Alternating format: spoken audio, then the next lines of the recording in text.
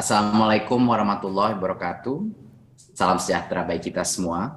Om Swastiastu, Namo Buddhaya, salam kebajikan, Rahayu. Yang saya hormati PLT Dirjen Diktiristek, Bapak Nizam, Dirjen Pendidikan Vokasi, Ibu Kiki Yulianti, Kepala Beskap, Bapak Anindito Aditomo, Kepala dan Perwakilan dari Dinas-Dinas Pendidikan, Ibu dan Bapak Pimpinan Perguruan Tinggi Negeri, kepala sekolah dan guru, serta adik-adik pelajar dan mahasiswa yang saya banggakan. Hari ini adalah momen yang saya sangat tunggu-tunggu karena Merdeka Belajar episode ke-22 ini adalah terobosan yang menurut saya akan bisa menyelaraskan antara proses pembelajaran pendidikan menengah dan kualitas input pendidikan tinggi. Saya rasa hari ini akan kabar gembira bagi adik-adik yang ingin masuk universitas dari berbagai aspek. Izinkan saya melakukan sedikit paparan, silakan. Berikut. Kami semua tahu bahwa untuk bisa melompat ke masa depan dan bukan hanya mengejar ketertinggalan kita perlu pendidikan yang adil, inklusif, dan holistik. Dan episode Merdeka Belajar ke-22 ini tujuannya adalah untuk membangun jembatan, untuk memastikan bahwa pendidikan kita sebelum perguruan tinggi dan input kita masuk ke dalam perguruan tinggi itu menyambung dan terintegrasi. Berikut. Seperti yang kita tahu, sistem pendidikan kita tujuan utamanya adalah membangun profil pelajar Pancasila. 6 profil ini adalah tujuan besar kita dalam Merdeka Belajar dan tujuan besar transformasi pendidikan Indonesia. Berikut. Saat ini sudah ada berbagai macam transformasi yang mungkin para pemirsa di sini sudah mengetahui beberapa perubahan-perubahan besar yang sudah dilakukan di pendidikan dasar dan menengah dan juga di pendidikan tinggi. Contohnya di pendidikan dasar menengah kita sudah merubah mekanisme penerimaan peserta didik, kita sudah merubah asesmen nasional yang sekarang berbasis numerasi dan literasi dan survei karakter. Kita sudah menawarkan kurikulum merdeka yang alhamdulillah lebih dari 140.000 sekolah secara sukarela sudah mengadopsinya, dan rapor pendidikan yang memberikan detail dan data kepada masing-masing sekolah bagaimana hasil capaian mereka. Di pendidikan tinggi pun sudah banyak sekali perubahan transformatif seperti hak belajar di luar kampus, NBKM, transformasi KIP kuliah yang sekarang bisa mendorong impian dan cita-cita terbesar daripada adik-adik kita. Kita melibatkan praktisi dengan cara besar ke dalam pembelajaran, dalam program praktisi mengajar, dan juga mekanisme pendanaan PTN yang sekarang meningkat kualitasnya. Berikut. Tetapi pada saat ini kita mengerjakan berbagai macam transformasi baik di pendidikan dasar dan menengah dan juga di pendidikan tinggi, tapi belum ada jembatannya. Berikut. Yang kita butuhkan sekarang adalah kebijakan. Ya, kebijakan yang akan menjembatani kebijakan-kebijakan Merdeka Belajar di pendidikan dasar menengah dan di perguruan tinggi. Dan jembatan ini adalah kebijakan seleksi masuk perguruan tinggi negeri untuk memastikan bahwa transformasi baik di pendidikan dasar menengah dan pendidikan tinggi itu terjadi terintegrasi, ya, dan ada sinergi di antara semua perubahan yang kita lakukan. Berikut. Ya. Kita ingin transformasi seleksi masuk PTN ini semakin menyempurnakan mekanisme-mekanisme yang sebelumnya sudah ada. Ada beberapa prinsip dasar perubahan yang ingin kita dorong. Ya. Kami ingin bahwa pembelajaran yang terjadi di sekolah itu adalah pembelajaran yang menyeluruh, ya, menyeluruh dan mendalam. Kita ingin juga prinsip perubahan, dan ini harusnya sudah sangat jelas dengan arah kita dengan AM. Kita lebih fokus bukan kepada pemadatan materi, tetapi kita fokus kepada kemampuan penalaran. Itulah yang terpenting. Bukan berapa jumlah hafalan yang dikuasai oleh siswa-siswa kita, tetapi kemampuan bernalar. Kita juga ingin bahwa perubahan ini lebih inklusif, bahwa mengeliminasi atau meminimalisir diskriminasi, ya, antara yang punya tingkat sosioekonomi lebih tinggi dan yang mungkin masih punya kebutuhan dari sisi ekonomi. Harus lebih inklusif dan tidak diskriminatif. Kita juga ingin proses ini lebih transparan dan terakhir lebih terintegrasi, dengan berbagai macam program dan cita-cita daripada mahasiswa kita. Seperti yang Bapak dan Ibu mengetahui, kita punya 3 jalur seleksi untuk perguruan tinggi. Yang pertama adalah seleksi nasional berdasarkan prestasi, yang disebut SNMPTN. Kedua, kita punya seleksi nasional berdasarkan tes, yang disebut SBMPTN. Dan yang ketiga adalah seleksi secara mandiri oleh masing-masing PTN. Jadi semua perguruan tinggi negeri kita ada 3 jalur tersebut. Nah, sekarang saya akan membahas perubahan yang akan kita implementasikan di setiap jalur seleksi ini. Berikut. Kita mulai dengan seleksi nasional berdasarkan prestasi, atau yang dikenal sebagai SNMPTN. Sebelumnya, jalur seleksi prestasi ini memisahkan calon mahasiswa berdasarkan jurusan di pendidikan menengah. Seperti yang banyak teman-teman yang sudah masuk lewat jalur ini mengetahui, dulu itu pilihan program studinya itu dibatasi berdasarkan jurusan mereka di pendidikan menengah, ya kan? Apakah IPA atau IPS track itu yang akan menentukan pilihan program studinya pada saat di universitas. Dan dulu itu hanya mata pelajaran tertentu yang dipertimbangkan atau angka dalam mata pelajaran tersebut yang dipertimbangkan dalam seleksi. Nah, ini menimbulkan beberapa masalah. Masalah pertama adalah bagi peserta didik yang mungkin di umur yang sangat muda itu menentukan dia mengikuti track yang apa, itu tidak punya kesempatan untuk mengeksplorasi. Dia harus menentukan seperti apa grouping prodi yang dia inginkan sangat awal dalam umurnya dia, yang mungkin dia mengalami perubahan dan dia tidak bisa mengeksplor. Mungkin ada orang yang mengambil track IPS tetapi menginginkan mata pelajaran IPA dan sebaliknya. Dan ini melimit fleksibilitas daripada murid-murid kami. Dan yang kedua adalah dampaknya adalah hanya mata pelajaran tertentu yang dianggap penting dalam jalur ini. Jadi banyak sekali murid-murid kita dan juga guru-guru kita malah tidak berfokus kepada mata pelajaran secara holistik, hanya kepada beberapa mata pelajaran yang berhubungan dengan prodi itu. Nah, ini menimbulkan sistem pembelajaran yang sangat terpecah-pecah dan tidak holistik. Berikut. Padahal seperti yang kita ketahui, di masa depan, peserta didik ini sangat membutuhkan kompetensi yang holistik dan multidisipliner. Ya, tidak ada pekerjaan di masa depan pada saat anak-anak keluar dari sistem pendidikan kita yang akan membutuhkan satu ilmu saja. Seperti contoh, insinyur perlu ilmu dasar teknik, tapi juga perlu ilmu desain untuk mengerti bagaimana cara mendesain. Pengacara perlu ilmu hukum yang sangat kuat, tapi ilmu komunikasi sangat penting dalam bidang ini. Sama di bidang film misalnya, di bidang seni atau film, di mana ilmu dasar perfilman itu sangat penting, tapi tanpa mengerti pemasaran, dia tidak akan bisa juga sukses dalam memasarkan produknya dan talentanya dia. Nah, proses seleksi PTN ini harus mendorong pembelajaran yang menyeluruh dan multidisiplin. Dan ini adalah kenapa kita melakukan perubahan. Berikut. Perubahan terbesar yang akan kita lakukan pada seleksi nasional prestasi adalah kita menambahkan suatu kriteria, minimal 50% daripada kriteria. Itu adalah nilai rata-rata rapor secara keseluruhan daripada murid tersebut. Ya. Dan sisanya adalah komponen penggali minat dan bakat. Sisanya itu adalah nilai rapor dari 2 mata pelajaran pendukung untuk prodi tersebut, atau prestasi, dan atau portfolio untuk prodi seni dan olahraga.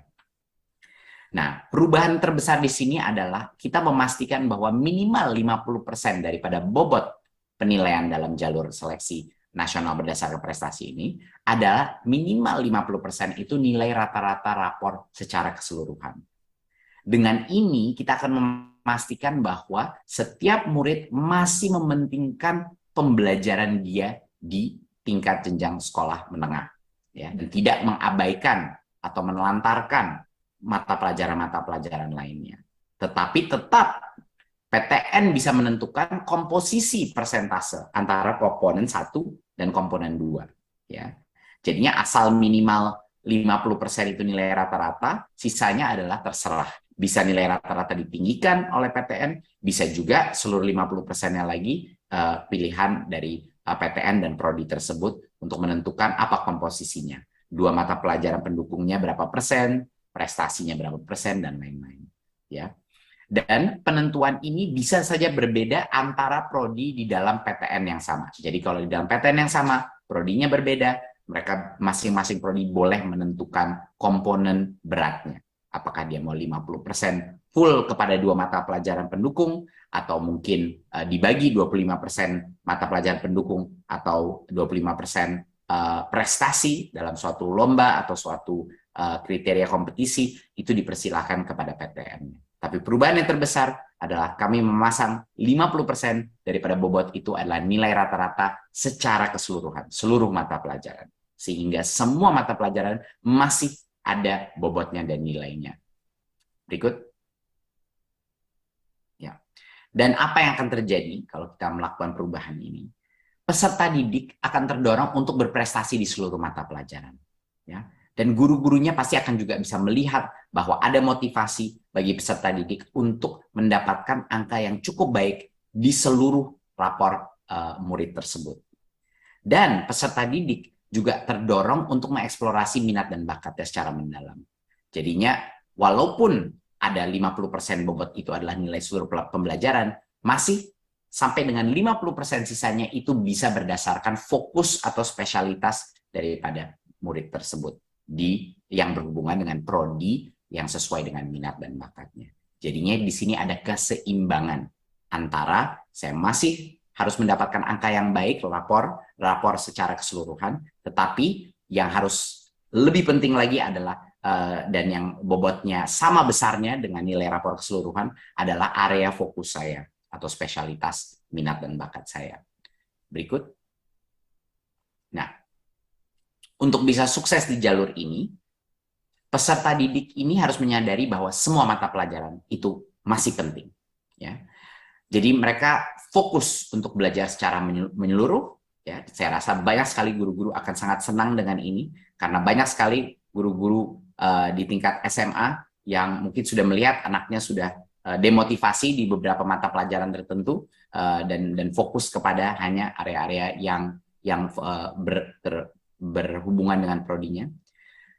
Ini memberikan para siswa untuk menggali minat dan bakat secara tekun, ya, tingkatkan prestasi mereka, memberikan insentif untuk meningkatkan prestasi, dan mengeksplorasi pilihan prodi yang sesuai dengan minat dan bakatnya. Ya. Dan juga ini meningkatkan transparansi terhadap kalau anak itu ingin mengetahui apa sih komponen penilaian untuk masing-masing prodi di masing-masing perguruan tinggi, ini bisa secara transparan tersebut bisa dicari dan anak itu bisa melakukan perencanaan yang lebih matang. Dan tentunya dukungan orang tua dan guru agar peserta didik dapat berprestasi dan memilih prodi yang sesuai minat bakat itu sangat penting untuk mensukseskan jalur seleksi prestasi ini. Berikut. Sekarang kita masuk ke bagian kedua, yaitu seleksi nasional berdasarkan tes. Berikut. Saat ini, SBMPTN itu mengujikan banyak materi. Banyak sekali mata pelajaran. Pasti teman-teman kita yang sudah mengikuti jalur SBMPTN sudah sangat mengenal bahwa sebenarnya jumlah informasi yang harus dihafal untuk menguasai tes-tes mata pelajaran itu begitu besar. Kita melihat juga pola-pola di sekolah-sekolah kita, di sekolah-sekolah menengah kita, bahwa banyak sekali guru terpaksa atau terdorong, tertekan untuk mengejar penuntasan materi. Dan dengan tekanan itu kurang menekankan pemahaman. Karena ada UTBK, udah SBMPTN. Jadi tekanan itu benar-benar mendorong banyak sekali guru-guru kita untuk fokus, dan bahkan orang tuanya juga menekan guru-gurunya untuk fokus kepada pertanyaan soal-soal UTBK. Dan guru akhirnya menghabiskan waktu belajar untuk melatih mengerjakan soal-soal ini. Dampaknya apa? Kualitas pembelajaran yang mendalam itu turun di dalam sekolah-sekolah kita. Dan salah satu dampak terbesar juga, dan saya sudah berbicara dengan berbagai macam mahasiswa mengenai masalah ini, adalah banyaknya peserta didik yang tertekan, ya, orang tua yang tertekan untuk harus mengikuti berbagai macam bimbingan belajar per mata pelajaran yang harus diambil di tes SBMPTN. Ya, tekanan ini menjadi beban finansial, beban mental bagi murid, dan ini adalah sangat sulit dan sangat diskriminatif terhadap peserta didik dari keluarga yang kurang mampu, yang tidak mampu untuk mengikuti berbagai macam bimbingan belajar yang mahal. Gitu. Nah, seleksi masuk PTN ini harusnya tidak menurunkan kualitas pembelajaran pendidikan menengah, dan harus lebih inklusif dan adil, tidak diskriminatif pada peserta didik dari keluarga yang kurang mampu dan tidak mampu untuk membimbelkan anaknya. Ya. Jadi apa perubahan besar yang akan kita lakukan di SBMPTN? Berikut. Karena itu, seleksi nasional berdasarkan tes, sekarang tidak ada lagi tes mata pelajaran. Saya ulang sekali lagi. Tidak ada lagi tes yang spesifik ke setiap mata pelajaran. Ini akan diganti dan disederhanakan. Hanya ada satu tes skolastik yang mengukur kemampuan bernalar siswa. Kemampuan potensi kognitif, logika, penalaran matematika, ya, literasi dalam bahasa Indonesia, dan literasi dalam bahasa Inggris.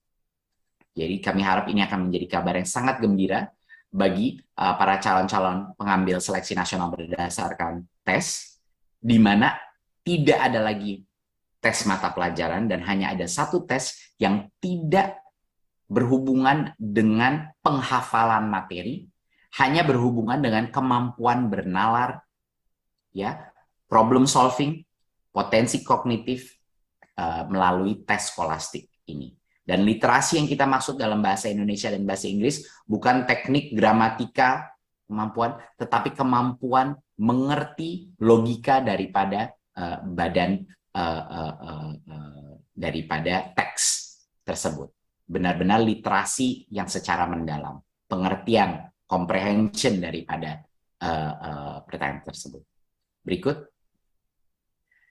beberapa contoh tes-tes kognitif, dan tentunya peserta didik tidak akan kaget dengan jenis-jenis pertanyaan seperti ini, karena banyak dari mereka yang sudah melalui asesmen nasional, di mana banyak sekali kesamaan antara asesmen nasional dan juga tes-tes yang akan masuk di SBMPTN yang telah direvisi seperti ini.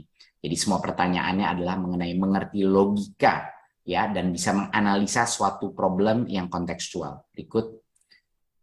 Ya, di sini kita melihat salah satu tes penalaran matematika, di mana dipresentasikan data, dipresentasikan suatu konteks dalam situasi yang real, dan anak-anak didorong untuk melakukan analisa yang mendalam mengenai situasi ini. Dan bisa kita mengetes bagaimana anak itu bisa menggunakan informasi yang ada untuk memecahkan suatu permasalahan dan menjawab pertanyaan tersebut. Berikut. Seperti poin saya yang sebelumnya, tes literasi ini bukan tes teknik mengenai membaca atau teknik untuk bisa menggunakan bahasa, tetapi benar-benar mengerti esensi daripada suatu bacaan, ya, dan bisa melakukan analisa terhadap apa yang dimaksud di dalam argumen di dalam bacaan tersebut. Berikut. Dan sama juga di dalam bahasa Inggris, kita melakukan hal yang sama, benar-benar literasi mendalam, bukan yang mengetes bahasa secara cetek, tetapi mengetes logika dan pengertian analisa daripada suatu badan bacaan. Berikut.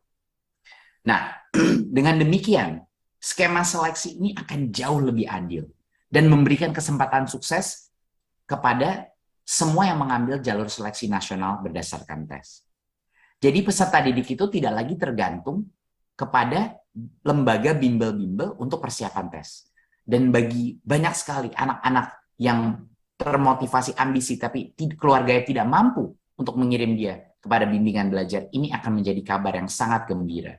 Dan tidak perlu khawatir lagi harus menghafal begitu banyak konten untuk mengikuti tes seleksi ini. Orang tua pun tidak terbebani dengan tanggungan finansial tambahan untuk bimbingan belajar, dan bagi guru, guru bisa lebih fokus kepada pembelajaran yang bermakna, yang berorientasi kepada penalaran yang mendalam, bukan hafalan, dan tidak harus kejar tayang hafalan materi. Dan mereka bisa percaya diri lagi bahwa pembelajaran sesuai kurikulum itu sudah cukup untuk bisa menyiapkan peserta menghadapi seleksi. Tetapi harus mendalam, fokus kepada penalaran. Nah, kerjasama antara peserta didik dan guru melalui pengasahan logika dan daya nalar murid, ini yang akan meningkatkan kesuksesan peserta didik. Bukan drilling menghafalkan soal-soal tes. Berikut. Nah, untuk yang ketiga, seleksi mandiri. Kita akan mendorong perubahan. Saat ini ada beberapa permasalahan dengan seleksi jalur mandiri. Menurut kami, tingginya keragaman jenis mekanisme antara PTN kita itu besar sekali. Besar sekali. Semuanya berbeda-beda. Dan akibatnya adalah tidak ada standarisasi yang mengatur transparansi dan akuntabilitas proses. Nah, apa ini dampaknya? Masyarakat banyak yang merasa dan punya persepsi bahwa jalur seleksi mandiri ini berpihak kepada mahasiswa yang punya kemampuan finansial tinggi. Banyak persepsi publik yang kadang-kadang skeptis dan tidak percaya tentang transparansi daripada proses jalur mandiri ini. Padahal PTN itu adalah instansi pemerintah yang harus memberikan pelayanan secara adil kepada masyarakat. Jadi, kami merasa seleksi jalur mandiri ini perlu memiliki standar transparansi yang sama antara PTN. Berikut. Apa kebijakan kita? Pemerintah akan mengatur agar seleksi mandiri ini dilaksanakan dengan lebih transparan. Step pertama kita akan mewajibkan PTN untuk mengumumkan sebelum pelaksanaan seleksi mandiri 4 hal. 1 adalah jumlah mahasiswa yang akan diterima masing-masing program studi dan fakultas. Kedua adalah metode penilaian calon mahasiswanya juga harus diumumkan secara transparan. Tes secara mandiri atau kerjasama tes melalui konsorsium, memanfaatkan nilai dari hasil seleksi nasional, dan lain-lain. Dan 3, berapa harus diumumkan sebelum seleksi mandiri, besaran biaya atau metode penentuan besaran biaya yang dibebankan bagi calon mahasiswa. Dan keempat adalah calon mahasiswa atau masyarakat bisa diberikan akses untuk melaporkan ya melalui kanal pelaporan whistleblowing system Inspektorat Jenderal Kementerian kalau ada bukti permulaan atas pelanggaran pengaturan dalam proses seleksi. Jadi kalau ada apapun, masih ada kanal untuk melakukan pelaporan, masih ada kanal di mana masyarakat bisa berpartisipasi untuk memonitor transparansi ini. Dan ini yang akan menguatkan filsafat penting kita, dan akan kita sebut secara eksplisit dalam regulasi, bahwa seleksi mandiri PTN harus berdasarkan seleksi akademis, dan dilarang dikaitkan dengan tujuan komersial. Itu adalah garis besarnya adalah di situ. Berikut. Nah, sesudah pelaksanaan seleksi mandiri, PTN juga diwajibkan mengumumkan 1, jumlah peserta seleksi yang lulus dan juga sisa kuota yang masih belum terisi. 2, mengumumkan masa sanggah selama 5 hari kerja setelah pengumuman hasil seleksi. Ketiga, tata cara penyanggahan hasil seleksi harus diumumkan secara transparan. Dan yang keempat, sama juga seperti sebelum pelaksanaan seleksi, setelah pelaksanaan seleksi juga mahasiswa dan masyarakat dapat melaporkan melalui kanal pelaporan whistleblowing sistem kita kalau ada bukti permulaan atas pelanggaran peraturan dalam proses seleksi ini. Jadi sekarang kita memberikan kemampuan untuk memonitor masing-masing PTN kembali kepada masyarakat. Kita mendorong PTN untuk mengumumkan aturan mainnya apa sebelum seleksi dan setelahnya. Dan masyarakat bisa melihat apakah proses yang dilalui setelah seleksi mandiri itu mengikuti apa yang dijanjikan dan diumumkan oleh masing-masing PTN. Sehingga kita punya sistem yang jauh lebih transparan dari sebelumnya. Berikut. Inilah masyarakat sekarang bisa berperan aktif dalam mengawasi proses seleksi secara mandiri PTN. Dan apabila memiliki bukti permulaan atas pelanggaran peraturan, bisa laporkan langsung di dalam laman website kita wbs.kemdikbud.go.id atau kemdikbud.lapor.go.id. Jadi kami mengajak masyarakat untuk tolong ikut terlibat dalam proses pengawasan ini, sehingga seleksi mandiri ini bisa jauh lebih transparan dan akuntabel, dan kepercayaan publik terhadap seleksi mandiri meningkat. Berikut. Sekian kira-kira perubahan besar yang akan dilakukan untuk transformasi seleksi PTN. Akan saya ringkas sekali lagi. Untuk seleksi nasional berdasarkan prestasi SNMPTN, kita menambahkan minimum kriteria bobot 50% kepada rata-rata nilai rapor seluruh mata pelajaran. Sehingga setiap pencapaian siswa, setiap mata pelajaran itu ada bobotnya dalam seleksi proses ini. Sisanya itu kita berikan kebebasan terbesar kepada Prodi dan PTN untuk menentukan bobotnya antara mata pelajaran yang spesifik ke Prodi itu prestasi atau portfolio. Untuk seleksi nasional berdasarkan tes atau SBMPTN, tidak ada lagi tes mata pelajaran spesifik. Hanya ada satu tes skolastik yang mengukur potensi kognitif, penalaran matematika, literasi dalam bahasa Indonesia dan bahasa Inggris. Dan ini akan menyederhanakan secara drastis tes seleksi ini dan meringankan beban kepada orang tua untuk harus membimbelkan anaknya di dalam setiap tes, menurunkan tekanan kepada guru untuk melakukan drilling tes UTBK yang selama ini terjadi, dan fokus kepada penalaran dan fokus kepada kurikulum mereka yang mendalam. Dan untuk seleksi secara mandiri, kita akan meningkatkan transparansi dan akuntabilitas dan memberikan kesempatan untuk masyarakat untuk mengawasi proses pelaksanaan tersebut dengan memastikan bahwa PTN mengumumkan semua kriteria dan proses daripada seleksi jalur mandiri sebelum dan sesudah seleksi terjadi. Berikut. Terima kasih Bapak Ibu untuk waktunya. Saat ini kami merasa Merdeka Belajar 22 ini sangat besar, dan saya harap ini bisa menjadi kabar yang sangat gembira bagi guru-guru, bagi murid-murid kita, dan bagi orang tua yang saat ini sedang merencanakan seleksi masuk ke dalam perguruan tinggi. Semoga dengan jembatan kebijakan ini antara pendidikan menengah dan pendidikan tinggi, kita bisa menciptakan jalur seleksi yang jauh lebih transparan dan sangat lebih demokratis, sangat lebih menjunjung tinggi keadilan sosial bagi seluruh rakyat Indonesia, lebih sederhana untuk murid-murid kita, sehingga mereka bisa juga fokus dalam pembelajaran mereka di tingkat jenjang sebelumnya, dan juga mereka punya kesempatan yang sama untuk sukses, apapun tingkat ekonomi mereka. Terima kasih. Wassalamualaikum warahmatullahi wabarakatuh.